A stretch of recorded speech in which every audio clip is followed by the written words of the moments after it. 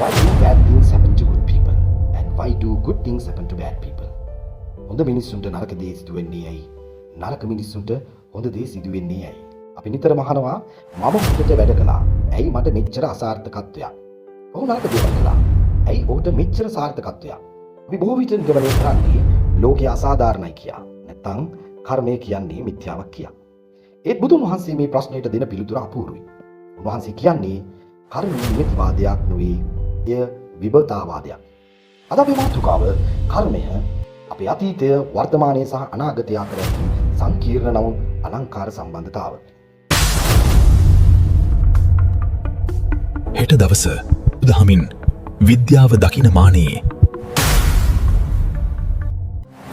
එදිනදා ජීවිතයේදී වර්තමාන සමාජය පමණක් නොව අතීතයේදී පවා මිනිස් සමාජය තුළ පෘථග්ජන අපහට මෙම උගතෝ කෝටික ගැටලු වලට පිළිතුරු සොයමින් සරණපතා විවිධ වූ අභියෝගයන්ට මුහුණ පෑමේදී මිනිසා විසින් ගන්නා ලද නිවැරදි හෝ වැරදි තීරණ නැවතත් අපේ ගැටලු තුළම සිර කළා. අද අපේ වෑයම බුදුන් වහන්සේ විසින් දේශනා කළ මේ සංකීර්ණ ගැටලු වලට විසඳුම් තාම සරලව ඔබ හා බෙදා ගැනීම පමණක් නොව ඉන් ප්‍රතිඵල අප ඇස් පනා පිටම වෙනස් කළ හැකි යන ලෝදහම හා නූතන විද්‍යාව අතර ඇති සත්‍යතාව පිළිබඳ විවරණය කිරීම. හොඳයි. අපි මේක සරල උදාහරණයකින් පටන් ගමු. මෙතෙන් පටන් ඉදිරියට අපගේ මෙම සරල ඉගැන්වීම සමග ඉදිරියට යන්න පුළුවන්ද? අපිට මේක කරන්න පුළුවන්ද බැරිද කියලා වගේම තවත් එක්තරා වීඩියෝවක් නන්නේ මේ කියලා දැනනවා නම් විතරක් මම කියන නිසා නෙමෙයි, ඔබම තීරණය කරලා අවසානයේ තෙක් රැඳී සිටින්න. නුවන් කියන පුද්ගලයා සලකමු.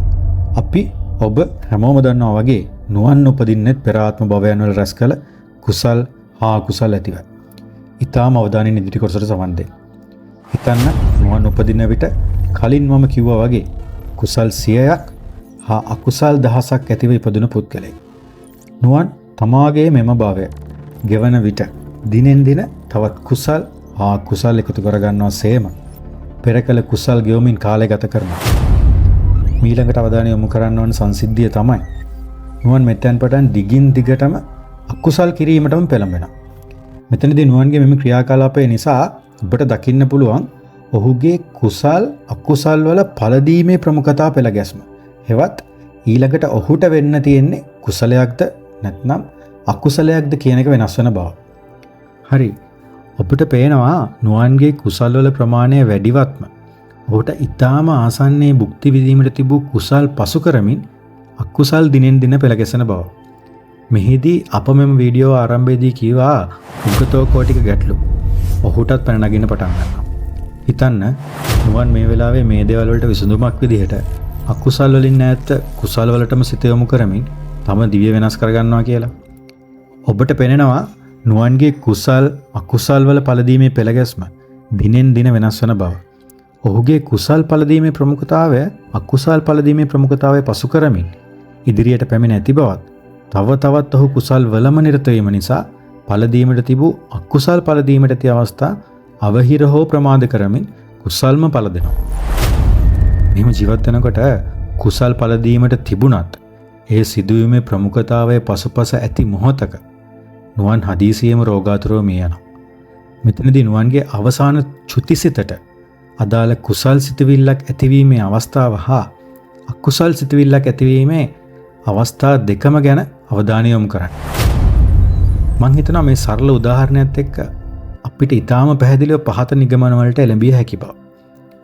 අපගේ ජීවන රටාව මත අපගේ කුසල් හා අකුසල් වල පෙළගැස්ම තීරණය කිරීම අපාතේ තියෙන කියලා ඊටාමත්ම පැහැදිලි.